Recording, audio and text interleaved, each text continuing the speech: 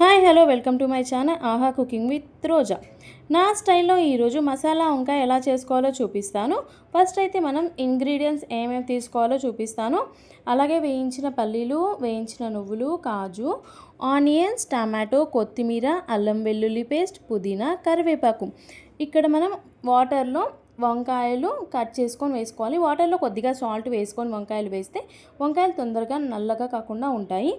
అలాగే ఇప్పుడు గ్రేవీ కోసం మనం ఇక్కడ స్టవ్ వెలిగించి బాండీ అనేది పెట్టేశాను. కొద్దిగా ఆయిల్ యాడ్ చేసేసి ఇక్కడ మనం టమాటో, ఆనియన్స్ కొద్దిగా ఫ్రై చేసేసుకోవాలి. ఇవి ఆయిల్లో మంచిగా మగ్గాక ఇవి కూడా ఒక చిన్న గిన్నెలోకి తీసుకొని పెట్టేసుకోవాలి. ఇవి చల్లారుతాయి. చల్లారిన తర్వాత మనం గ్రైండ్ చేసుకోవాలి. అంతలోపు ఈ ఆయిల్లో మనము కొద్దిగా ఆయిల్ ఇంకా యాడ్ చేసేసుకోవాలి కర్రీ కోసం.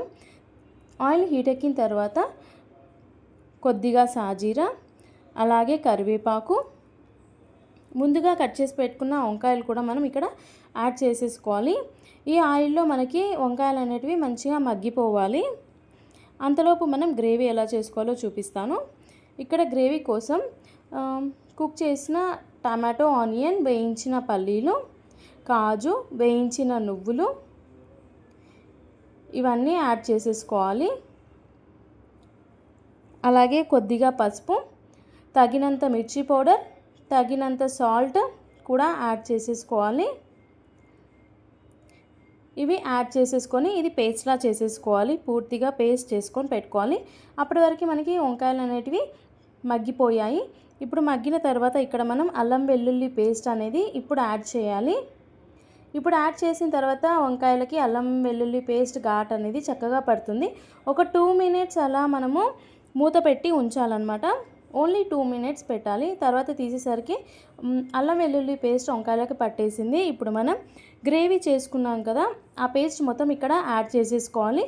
మనము వాటర్ ఎన్ని కావాలో చూసుకొని వాటర్ యాడ్ చేసేసుకొని కొద్దిగా సిమ్లో స్టవ్ పెట్టేసి పుదీనా అలాగే సన్నగా తరిగిన కొత్తిమీర కూడా యాడ్ చేసేసుకొని ఒక 3 మినిట్స్ అలా మనం కర్రీని కుక్ చేసేసుకుంటే వేడివేడిగా వంకాయ మసాలా రెడీ అయిపోతుందండి. ఈ కర్రీ మనకి బగారాలోకి, బిర్యానీ, జీరా రైస్ అన్నిట్లోకి చాలా బాగుంటుంది. చపాతీ, అన్ని చపాతీలో కూడా చాలా బాగుంటుంది అన్నమాట. వంకాయ కూడా చాలా చక్కగా మగ్గిపోయింది. ఇప్పుడు మనం వంకాయ మసాలా అనేది ఈజీగా ప్రిపేర్ చేసేసుకున్నాం కదా, సూపర్గా ఉంటుంది టేస్ట్ మాత్రం.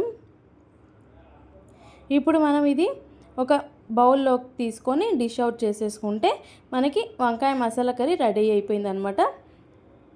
మీరు ఫుల్ వీడియో వాచ్ చేసినందుకు చాలా థ్యాంక్స్ అండి. మళ్ళీ ఒక సరికొత్త వంటకంతో మీ ముందు ఉంటాను. అంతవరకు నేను మీ రోజా, ఆహా cooking with Roja. Thank you all.